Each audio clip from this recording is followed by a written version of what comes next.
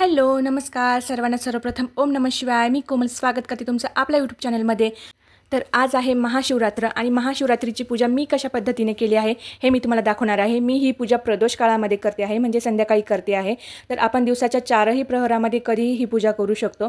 तर मला सकाळी खूप काम होतं, त्यामुळे गडबडीत माझ्याकडनं सकाळी पूजा झाली नाही, म्हणून मी आता संध्याकाळी प्रदोष काळामध्ये ही पूजा करते आहे. तर मी काय काय साहित्य घेतले मी आधी हे तुम्हाला दाखवते. महाशिवरात्रीच्या पूजेसाठी मी एका ताटामध्ये अष्टगंध, त्याच्यानंतर कुंकू, हळद, गुलाल, अक्षदा, ड्रायफ्रूट्स, पेढ्यांचा प्रसाद, त्याच्यानंतर आपलं राजगिरा वडी, त्याच्यानंतर माता पार्वतीसाठी मी घेतलेला आहे इथे श्राज शृंगार, त्याच्यानंतर हा आहे चंदनाचा अष्टगंध म्हणजे टीका आहे, त्याच्यानंतर मी घेतलेला आहे चंदनचं अत्तर घेतलेलं आहे, त्याच्यानंतर अष्टगंध घेतलेला आहे आणि भस्म घेतलेला आहे, त्याच्यानंतर घेतलेला आहे मी तुपाचा दिवा, अगरबत्ती, धूप, फुलं, पानं, त्याच्यानंतर मी घेतलेलं आहे बेल पानं घेतलेले आहेत, बेलाचं फळ घेतलेलं आहे, धोत्र्याचं फळ घेतलेलं आहे, त्यानंतर मी घेतलेला आहे लाल कपडा, त्याच्यानंतर देवांना बसण्यासाठी घेतलेलं आहे छोटी छोटी आसन, त्यानंतर घेतलेलं आहे दूध, पंचामृत, पाणी आणि अभिषेक करण्यासाठी एक डिश.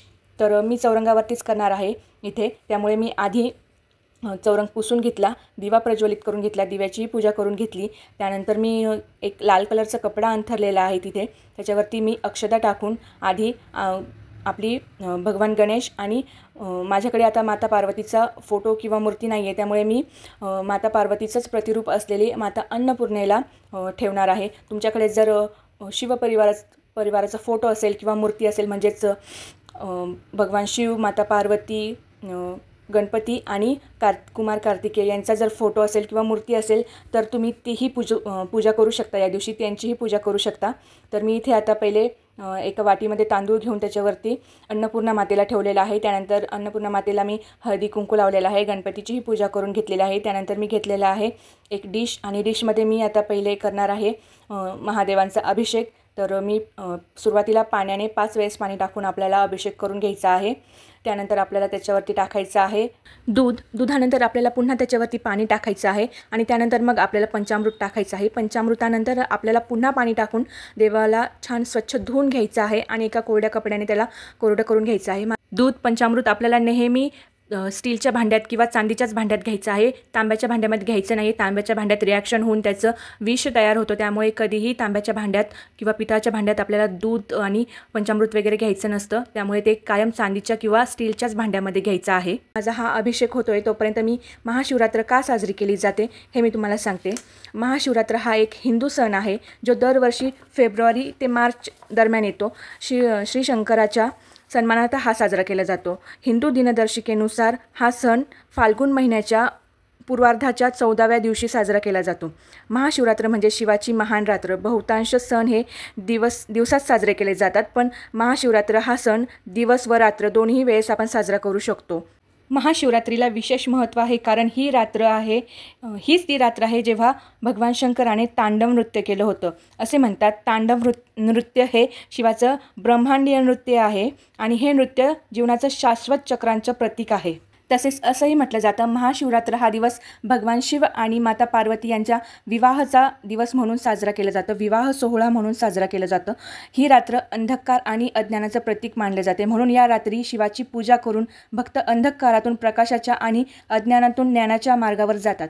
शिवाच्या दर्शनानं आपल्याला जीवनातील दुःख आणि संकट दूर होतात, म्हणून महाशिवरात्रीला भगवान शिवाची उपासना केली पाहिजे. आता इथे झालेले आहे माझा अभिषेक करून, त्यानंतर मी देवाला स्वच्छ कपड्याने पुसून घेतलेला आहे, स्नान झालेलं आहे, देवांचं अभिषेक झालेला आहे. त्याच्यानंतर मी आता इथे खाली टाकलेले आहेत अक्षदा, त्यावरती ठेवलेलं आहे एक लाल कलरचं वस्त्र, त्यावरती मी ठेवलेलं आहे महादेवाची पिंड आणि त्याला लावलेला आहे मी भस्म आणि थोडासा भस्म मी असा वरतून पण भस्माचा पण वर्षाव केलेला आहे वरतून. त्यानंतर मी इथे थोडेसे अक्षदा वाहिलेले आहे आणि आपला जो चंदनाचा टीका आहे तो मी देवाला लावलेला आहे. आपल्याला देवाला डायरेक्ट अत्तर लावायचं नाही आहे, तर देवाला आपण एका फुलाला अत्तर लावून आपल्याला ते फुलं वाहायचे आहेत. त्यानंतर आपल्याकडे असलेले जे मी माता पार्वतीसाठी आणलेले होते ते सौभाग्य अलंकार, त्याच्यामध्ये तुम्ही वेणी, फणी, बांगड्या, मेहंदीचा कोन, टिकली आणि आपलं जे ओटीचं सामान असतं, विडा जो असतो तो तुम्ही इथे ठेवू शकताय.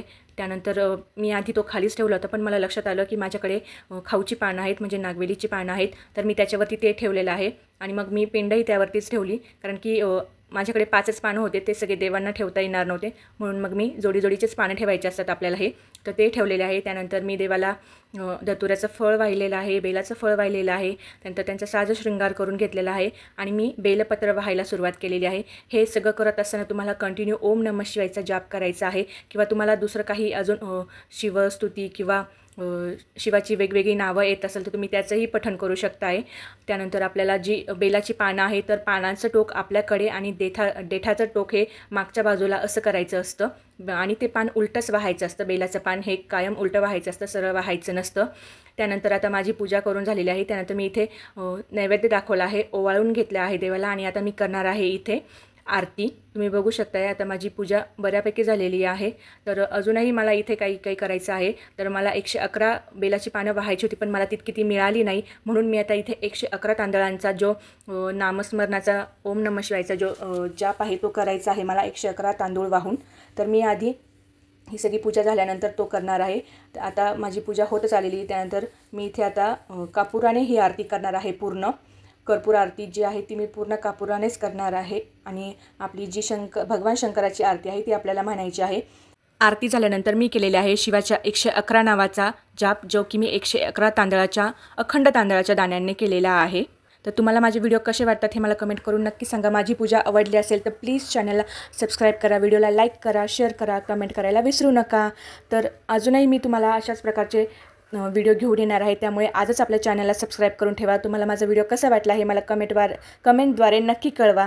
व्हिडिओला लाईक करत जा. तुमच्या एका लाईकमुळे मला खूप मोटिवेशन मिळतं असे छान छान व्हिडिओ बनवण्यासाठी आणि मला आणखीन प्रेरणा मिळते तुमच्यासाठी व्हिडिओ घेऊन येण्यासाठी. असे म्हणतात तुम्ही जर महाशिवरात्रीचे व्रत केले तर तुम्हाला वर्षभर व्रत केल्याचं पुण्य मिळतं, त्यामुळे महाशिवरात्रीचं व्रत हे सर्वांनीच करायला पाहिजे.